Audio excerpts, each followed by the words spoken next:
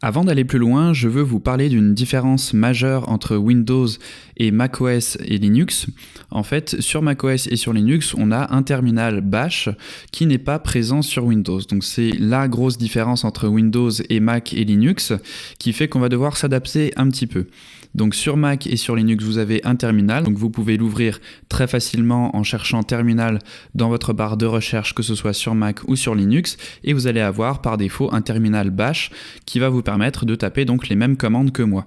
Si vous êtes sur Windows, eh bien moi je vous conseille d'utiliser un émulateur de terminal. Par défaut, vous avez deux options. Vous avez en fait l'invite de commande. Donc si on va dans le menu démarrer et qu'on tape invite, vous voyez ici invite de commande. Et on a également un autre terminal qui est PowerShell, qui n'est pas non plus un terminal Bash. Donc l'invite de commande et le PowerShell ne sont pas des terminaux Bash et donc les commandes ne vont pas être les mêmes que celles que je vais utiliser dans la formation. Donc moi l'alternative que je vous propose c'est Commander, donc cmder.net. C'est un petit exécutable qui est en fait un émulateur de terminal qui va vous permettre d'utiliser un terminal Bash sur Windows. Donc comme ça vous aurez exactement la même chose que moi.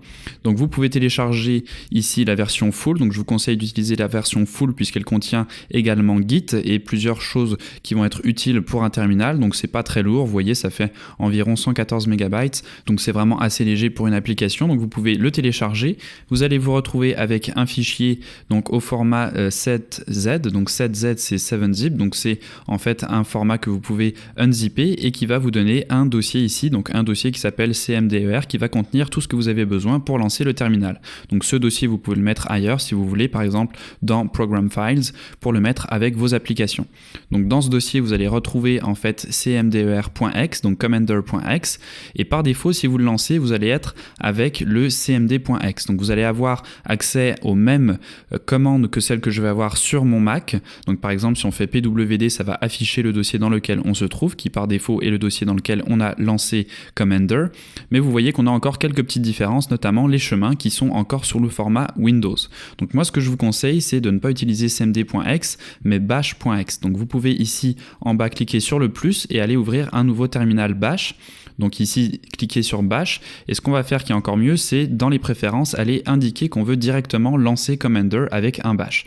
Donc dans les settings ici, je vais cliquer sur la petite boîte de texte ici pour aller choisir Bash, .bash, donc cette entrée ici, et je vais faire Save Settings et ça va avoir pour effet, la prochaine fois que je vais lancer Commander, de l'ouvrir directement avec bash.exe. Donc là, vous voyez ici en bas, on a bash.exe et on remarque que les chemins, si je fais un pwd pour afficher le chemin actuel, que les chemins sont cette fois-ci au format Mac et Linux, donc c'est-à-dire avec les slash donc dans ce sens-ci et non pas les deux points pour le lecteur, donc comme c'est d'habitude sur Windows avec ces deux points slash, ici on a slash c slash. Donc ça c'est assez intéressant puisque on va avoir la même nomenclature pour les chemins dans ce terminal avec bash.exe. Donc voilà les deux petites choses que je vous conseille de faire, donc télécharger Commander et le setuper pour qu'il démarre avec bash.exe et comme ça vous allez pouvoir utiliser exactement les mêmes commandes sur Windows que moi sur Mac ou d'autres personnes sur Linux.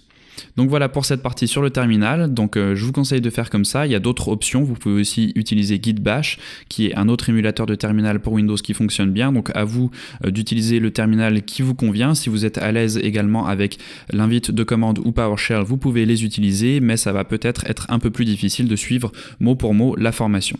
Donc si vraiment vous n'êtes pas habitué à tout ça, aux terminaux, etc., eh bien je vous conseille de télécharger Commander pour avoir quelque chose qui est le plus proche de mon environnement de développement.